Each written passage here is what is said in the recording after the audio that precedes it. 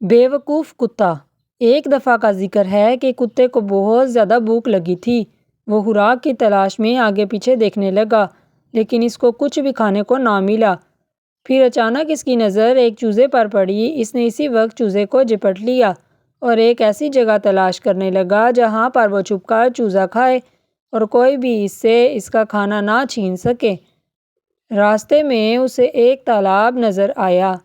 تالاب میں اس نے اپنا عکس دیکھا۔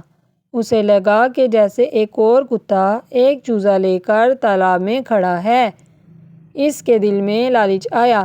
اس نے کہا کہ وہ اپنا چوزا بھی کھائے گا اور دوسرے کتے سے بھی چوزا چھین کر کھا لے گا۔ لہٰذا اس نے دوسرے کتے سے چوزا چھیننے کے لیے بھونکا۔ اس کا اپنا چوزا بھی تالاب میں گر گیا۔ اب وہ تالاب میں سے چوزا نکالنے کی کوشش کرتا تو تالاب میں گر جاتا، اس لیے وہ بھوکا ہی گھر لوٹا۔ اس طرح کتا اپنی بے وقوفی سے بھوکا ہی رہ گیا۔